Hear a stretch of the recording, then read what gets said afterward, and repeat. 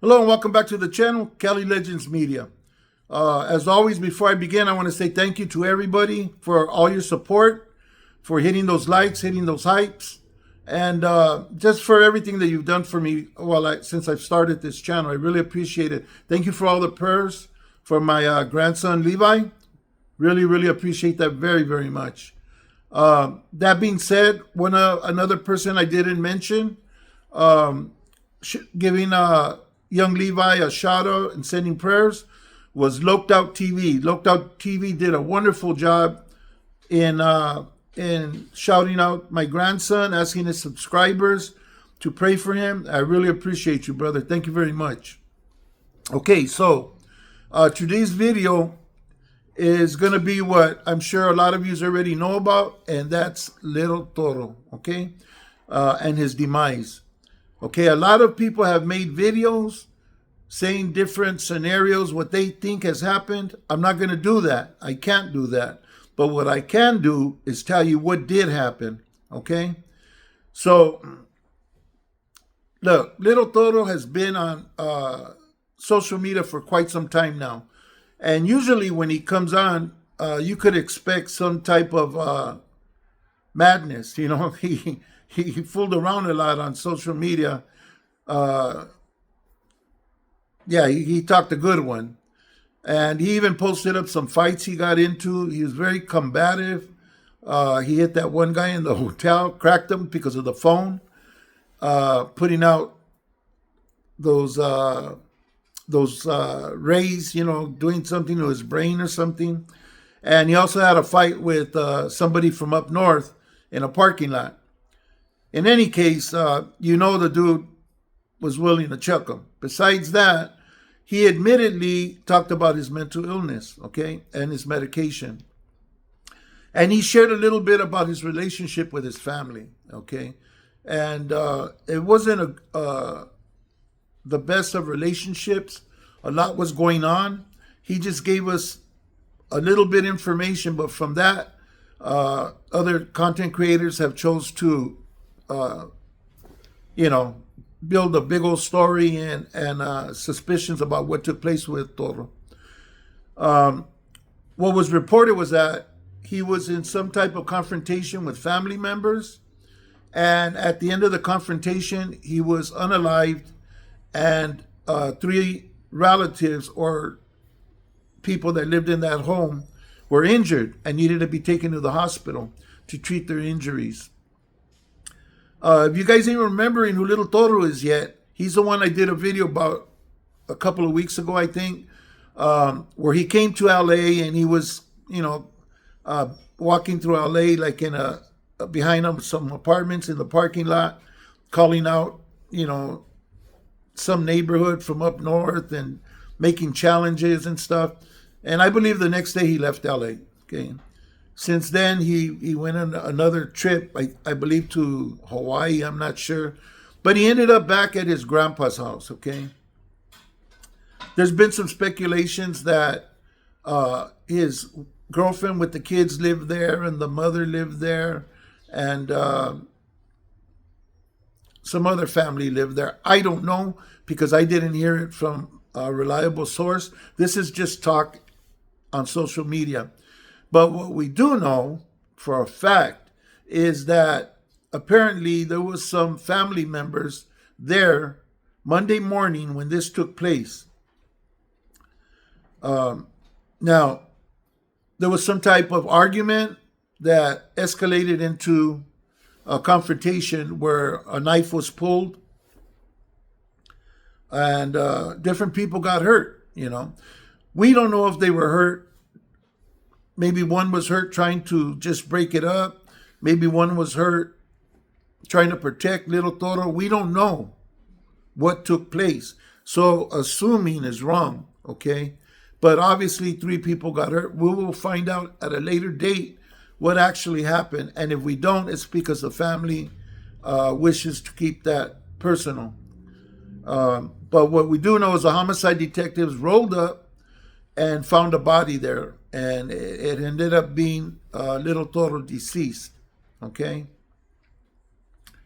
Now, I've been in confrontations with family, even my brothers, my oldest brother, well, not my oldest, but one of the older ones, and one that was right underneath me. Um, a confrontation that led to blows. But to pull out anything or hit him with something or to stab him or anything was out of the question. That never even came to mind. It was all fisticuffs. But even when you're fighting physically with family members, you've taken it too far. If you can't talk out what's going on, the best thing is to leave that person alone. Don't have nothing to do with them, and separate yourself from the situation and from them. Okay. Now, little Toro touched on his suspicions on there being some prejudice against him, because on Grandpa's side of the family there were what he called white. Him being of mixed race, had, I think, Puerto Rican and something else. He was he was of mixed race. And he wasn't sure if the animosity coming from that side of the family was from that. And like he said in his video, I hope that's not what it is. I hope that I'm wrong. But they seem to feel some sort of way about something. Okay. So we know there's been some static. The mom wasn't letting little Toro see his kids. He talked about his kids a lot. So I know he probably held a little bit animosity towards moms for not, for keeping his kids away from him. And then he has his girl, who I believe messed around with one of his nephews or somebody in his family. So he had a rocky relationship with the people in his family. They didn't respect him, to say the least. They knew he was on medication and he was volatile.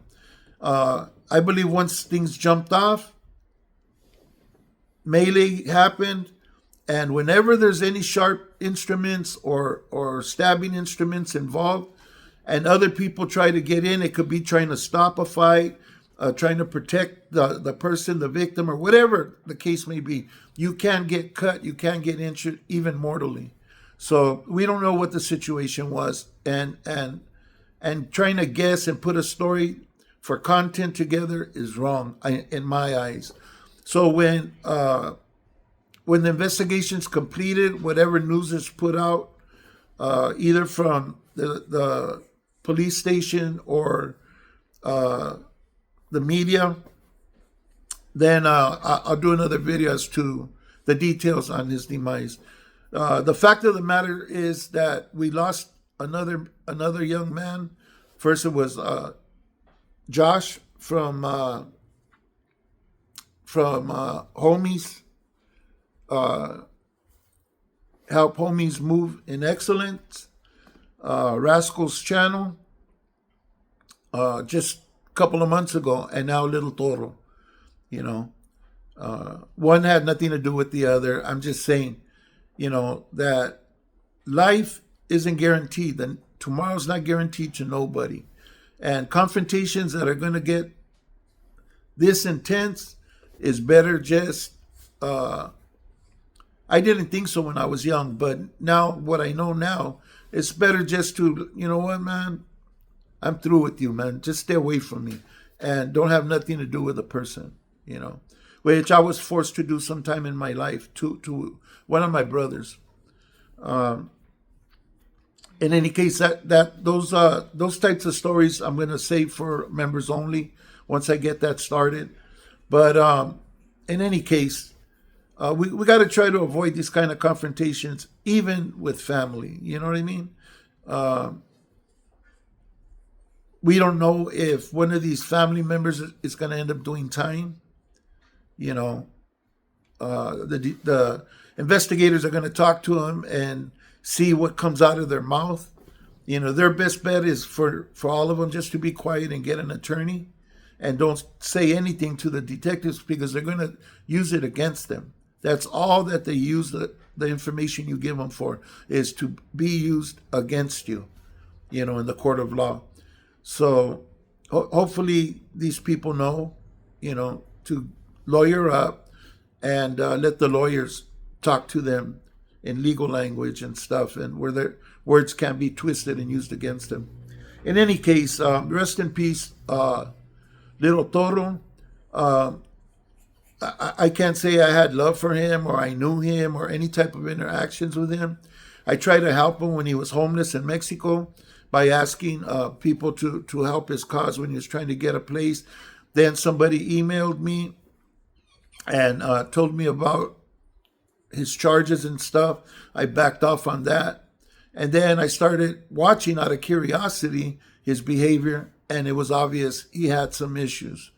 Some people called it JCAT tendencies. Some people call it mental issues. And at some point he was taking medication.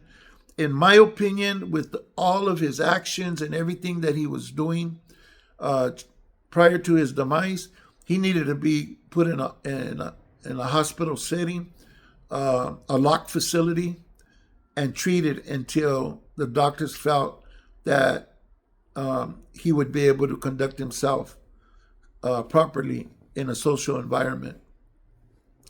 Never happened, you know. I hope Grandpa wasn't one of the ones that got hurt. You know, it didn't wasn't specific on who got hurt and who didn't, and hopefully it wasn't none of the children if they were there. I don't know who lived in that house. The only ones that I had verification who lived there was Grandpa and little Toro. You know, the last video I seen, he was talking about Jesus Christ and how Jesus Christ is loved and loved him and how he was loved. He even got Grandpa involved in confessing it on film. When Grandpa asked him, "What are you doing? Who are you talking to?" He says, "I'm talking to my content, to my social media people. You know, hey, Grandpa, you know, Jesus is love," or whatever he said. And Grandpa said, yeah, for sure. Yeah, you got him, you know. And he left. Whether he was annoyed or he needed to use the bathroom, whatever it is, we don't know. But yeah, he was there with Grandpa. So it's a terrible thing. That was the house where he was unalived. Some people say that he was found inside. I heard he was found outside when the detectives showed up. But there's a homicide investigation on its way, and we'll hear more about it later. But regardless of who little Toro was, how he act, or anything, I just pray that his soul rests in peace, because he was a troubled soul. That's a fact. Anyways, thank you for watching. I really appreciate each and every one of you people. Stay safe. God bless you. God bless your families. And stay free, people. Stay out from behind them walls, behind them bars. And let's be out here where we can enjoy family and be here for whenever we're called upon by them. Thanks for watching. I hope to see you on the next one.